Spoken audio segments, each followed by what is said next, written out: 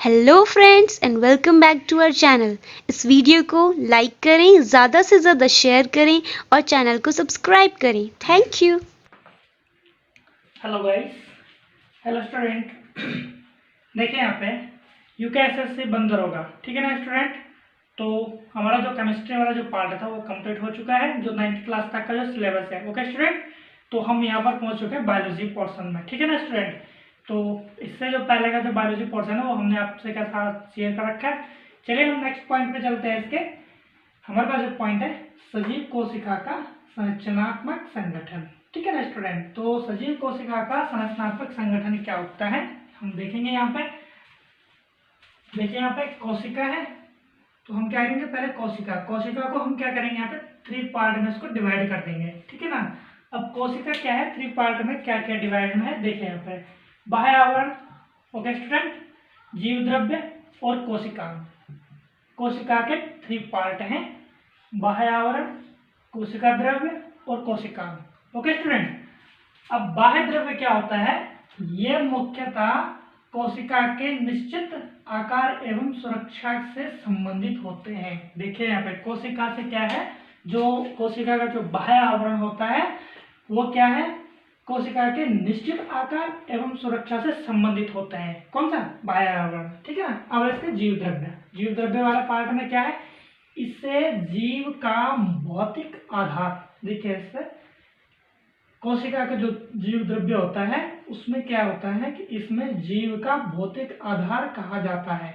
किसको कहा जाता है, जीव द्रव्य को भौतिक आधार कहा जाता है, क्योंकि इसमें जीवन की सभी जैविक प्रक्रिया संपन्न होती है। किसमें होती है जैविक प्रक्रिया संपन्न, जीव द्रव्य में। ओके स्टूडेंट, इसका नेक्स्ट पॉइंट है कोशिकांग, ठीक है ना। कोशिकांग में क्या होता है स्टूडेंट, ये कोशिका की महत्वपूर्ण संरचनाएं हैं जो कोशिका में विभिन्न कार्य करने के लिए विशेषीकृत होते हैं। कौन होता है विशेषीकृत, कोशिकांग में, ठीक है ना स्टूडेंट। अब यहाँ पे देखिए कि जो बाह्य आवरण है ये भी 2 पार्ट के होते हैं, ठीक है ना स्टूडेंट। कौन कौन से होते हैं, एक होता है कोशिका कला, दूसरा होता है कोशिका भित्ति, केवल पादपों में, ठीक है ना। कोशिका भित्ति कहाँ होती है, पादपों में होती है। एग्जामिनेशन में क्वेश्चन उठाया जा सकता है यहाँ से कि कोशिका भित्ति किसके लिए होती है, केवल पादपों में होती है, ठीक है ना। क्वेश्चन आ सकता है यहाँ पे यूपीएससी में, ठीक है ना। चलिए यहाँ पे जीव द्रव्य भी क्या है, 2 पार्ट्स में होते हैं। जीव द्रव्य में क्या होता है, पहले एक पहला होता है इसका, पहला पार्ट इसका कोशिका द्रव्य और दूसरा होता है इसका केंद्रक द्रव्य, ठीक है ना स्टूडेंट। इसी तरह से इसका जो थर्ड पार्ट है कोशिका, इसके भी अपने अपने पार्ट हैं। देखिए यहाँ पे इसका एक पार्ट होता है द्विकलीय और एक होता है एकलीय कला अनुपस्थित, ठीक है ना। अब द्विकलीय में क्या होता है, एक इसमें केंद्रक होता है, दूसरा माइटोकॉन्ड्रिया होता है, तीसरा ललक हो गया, चौथा अंतःप्रद्रवी जलिका हो गया और तीसरा गोल्जिका हो गया, ठीक है ना स्टूडेंट।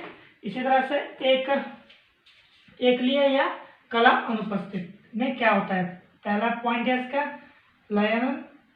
लयन काय, राइबोसोम, तारक काय और रिक्तिका।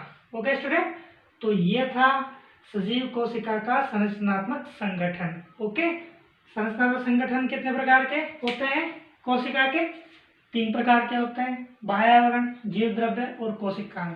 बाह्य आवरण 2 प्रकार के होते हैं, कला, कोशिका कला और कोशिका भित्ति, ठीक है ना स्टूडेंट। जीव द्रव्य भी 2 प्रकार की होती है, कोशिका द्रव्य और केंद्रक द्रव्य।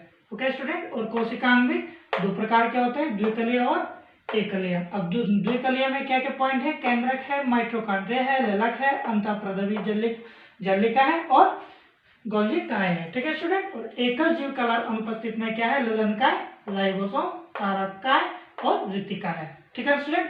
तो चलिए हम इसमें वेरीफाई करते हैं। अब हम क्या करेंगे, इसमें इसके जितने भी पार्ट हैं इनके बारे में चर्चा करेंगे, ठीक है स्टूडेंट। तो सबसे पहला जो पॉइंट हमारे पास क्या है स्टूडेंट, कौन सा है, बाह्य आवरण। तो बाह्य आवरण कोशिका के लिए क्या होता है, हम इसके बारे में चर्चा करेंगे, ठीक है ना। ओके स्टूडेंट, इसके बारे में चर्चा करते हैं।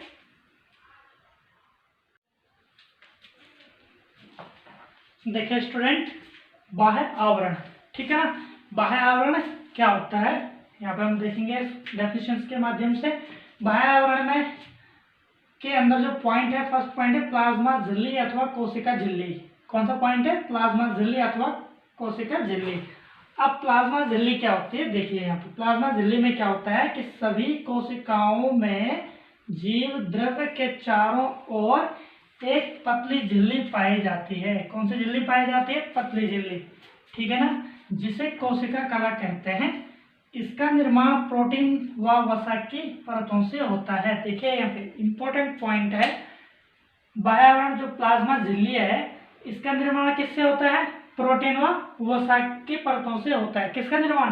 प्लाज्मा झिल्ली या फिर कोशिका झिल्ली का जो निर्माण होता है वो प्रोटीन और वसा की परतों से होता है, ठीक है ना स्टूडेंट। यहाँ पे ध्यान देने वाली बात है, ये पॉइंट देखिए यहाँ पे नोट कीजिए, ये यहाँ से क्वेश्चन आ सकता है हमारे पास कि सभी कोशिकाओं में जीव द्रव्य के चारों ओर एक पतली झिल्ली पाई जाती है। किसके चारों ओर पाई जाती है?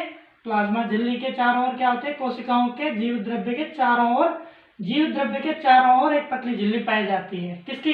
प्लाज्मा झिल्ली, ठीक है ना, जिसे कोशिका कला भी कहते हैं। क्या कहते हैं इसको? कोशिका कला, ठीक है ना स्टूडेंट। दूसरा जो पॉइंट है यहाँ पे वो देखिए यहाँ पे कि इसका निर्माण प्रोटीन व वसा की परतों से होता है। किसका निर्माण होता है? प्रोटीन और वसा से। प्लाज्मा झिल्ली का या फिर कोशिका झिल्ली का निर्माण किससे होता है? वसा और प्रोटीन से। इंपॉर्टेंट पॉइंट है, यहाँ पे ध्यान देने वाली बात है, आप इसको नोट कर सकते हैं, ठीक है ना। यहाँ पर क्वेश्चन हमारे पास आ सकता है, ठीक है ना। दूसरा यहाँ पे देखिए प्लाज्मा झिल्ली के कार्य, प्लाज्मा झिल्ली के कौन कौन से कार्य हैं, और यहाँ पे देखिए पहला जो कार्य है उसका वो है यह कोशिकाओं को निश्चित आकार प्रदान करती है। प्लाज्मा झिल्ली के कार्य, प्लाज्मा झिल्ली के कार्य क्या होता है? पहला जो कार्य है वो क्या करता है? कोशिका को निश्चित आकार प्रदान करती है, ठीक है ना। कोशिका को निश्चित आकार प्रदान करती है कौन? प्लाज्मा झिल्ली का जो कार्य होता है वो कोशिका को निश्चित आकार प्रदान करती है, ठीक है ना। दूसरा इसमें क्या है स्टूडेंट? यह कोशिकाओं को सुरक्षा प्रदान करती है, आकार भी प्रदान करेगी और सुरक्षा भी प्रदान करेगी, ठीक है ना स्टूडेंट। तीसरा चयनात्मक पारगम्य होने के कारण यह चयनित या विशिष्ट आयनों या पदार्थों को ही कोशिका के अंदर या बाहर जाने देती है। देखिए यहाँ पे वेरी वेरी इंपॉर्टेंट पॉइंट है स्टूडेंट, ठीक है ना। चयनात्मक पारगम्य होने के कारण, किसके कारण?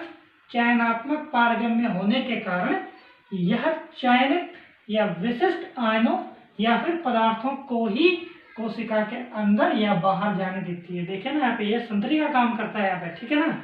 जैसे संतरी क्या होता है? गेट कीपर होता है ना, जो संतरी जो होता है वो अंदर उसी को आने जाने देगा जिसका पास होगा, ठीक है ना। अब पास कौन कौन सा हो सकता है वो सिचुएशन पर डिपेंड करता है, ठीक है ना। तो यहाँ पर इनकी जो सिचुएशन है स्टूडेंट वो चयनित या फिर जो चयनित मेंबर होंगे या फिर विशिष्ट आयनों या फिर पदार्थों को ही कोशिका के अंदर बाहर आने देगा, ठीक है ना। चौथा कार्य है इसका, कोशिका में पदार्थों के परिवहन को नियंत्रण करती है।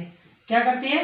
कोशिका के पदार्थों के परिवहन को नियंत्रण करती है। कौन? प्लाज्मा झिल्ली। ओके स्टूडेंट, ठीक है ना। चलिए नेक्स्ट पॉइंट पे चलते हैं। प्लाज्मा झिल्ली द्वारा परिवहन, ठीक है। प्लाज्मा झिल्ली द्वारा परिवहन में सबसे फर्स्ट पॉइंट है विसरण, डिफ्यूजन, ठीक है ना। विसरण क्या होता है? क्या होता है विसरण? ये अधिक सांद्रता से कम सांद्रता की ओर जाता है, मतलब जो मैक्सिमम जो पार्ट होता है ये मिनिमम की ओर जाता है, और ये तब तक विसरण करता रहता है जब तक कि वो इन दोनों की जो कंडीशन है बराबर ना हो जाए। जैसे हमने केमिस्ट्री में क्या करते हैं, जिसको बैटरी है ना, बैटरी को जब चार्ज करते हैं ना तो पॉजिटिव नेगेटिव की ओर भागने लग जाते हैं, और नेगेटिव पॉजिटिव की ओर भागने लग जाते हैं ताकि बैटरी हमारी चार्ज हो जाए, ठीक है ना। और जब चार्ज खत्म होने पे आता है तो नेगेटिव पॉजिटिव क्या होता है? नेगेटिव की ओर भागने लग जाते हैं। तो वो तो थी केमिस्ट्री वाली बात। यहाँ पे थोड़ा सा बायो की बात है।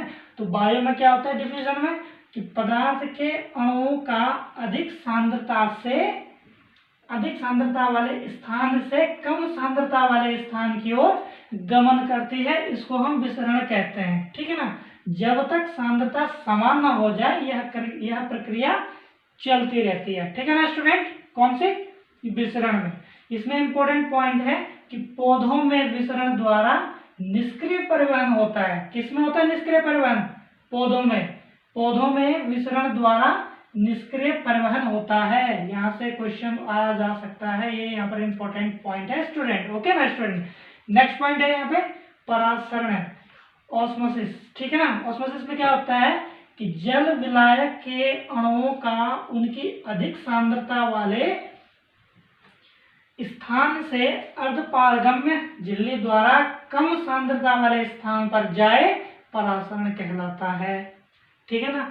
यहाँ पर भी जरा ध्यान से देखिए कि परासरण में क्या होता है, जल विलायक के अणुओं का उनकी अधिक सांद्रता वाले स्थान से अर्धपारगम्य झिल्ली द्वारा, किसके द्वारा, अर्धपारगम्य झिल्ली द्वारा कम सांद्रता वाले स्थान पर जाए परासरण कहलाती है।